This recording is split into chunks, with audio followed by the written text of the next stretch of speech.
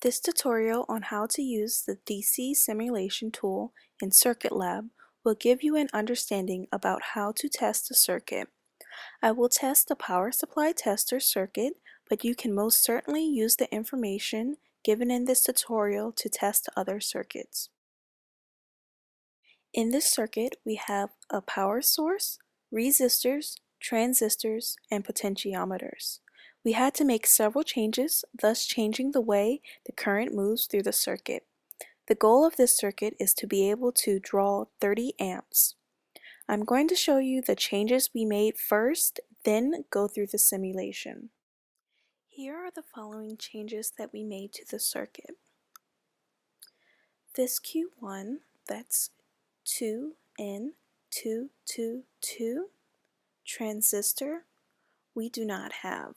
So for Q1 and Q5, we change those to 2N3055.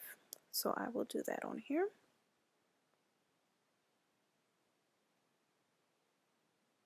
And the same thing with Q5.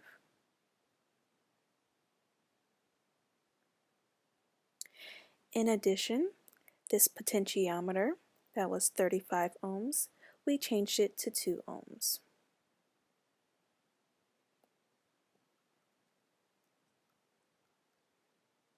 Also, this resistor, that is 2.4 k ohms, we wound up changing that to 1.2 k ohms due to the other changes we made in the circuit. I'm going to go ahead and save this as final circuit.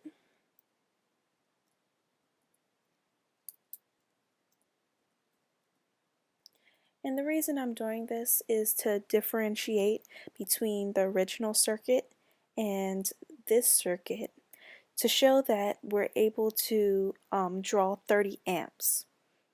So let's start with the original circuit.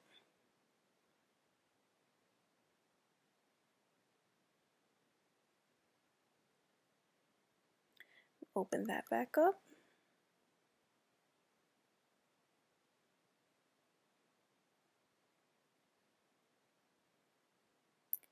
And go to simulate. And I'm going to take all these out. These are from previous simulations. But first, what we want to do is go to these amp meters, click on them. There's a box here that says show current. We want to make sure that those are clicked so that we can see the current when we run the DC simulation.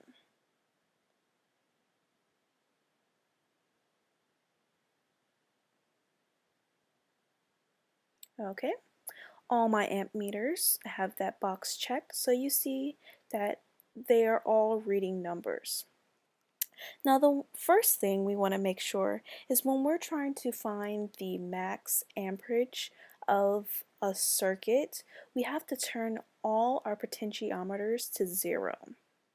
Potentiometers are like resistors. So if we have them at their max, we're going to get a lower amperage. And then if we have them at their lowest, we're going to get a higher reading because it's less resistance. Okay, so I'm going to go to simulate, run DC solver, and you see here it gives me a lovely message that it only took 0.32 seconds. But that's not our concern. We want to look here where it says AM1 and it says 27.01 amps. This is what we're looking for because we want to show that we're able to draw about 30 amps, and this gives us exactly what we're looking for. Okay, and let's see what happens in the final circuit.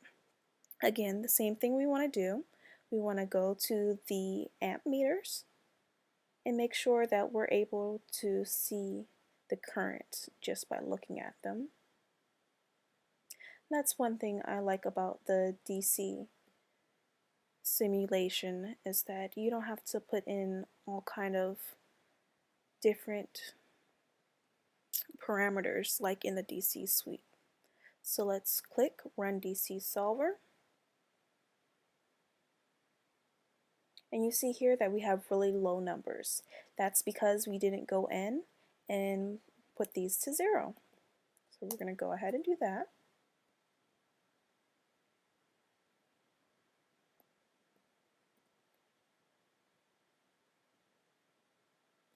Now all my potentiometers are at 0. Let's go ahead and run that again. And that's exactly what we're looking for. Now we see here that the amperage is 31.54 amps. That's what we're looking for.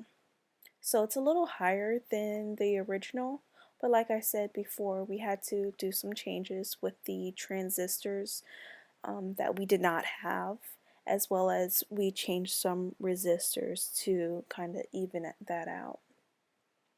So we went ahead and we ran both of those, and as you can see, it was definitely a success because we received those the amp readings that we wanted to draw. The DC simulation is definitely the easiest simulation to use, and I recommend that you use this unless you know a little more about circuits.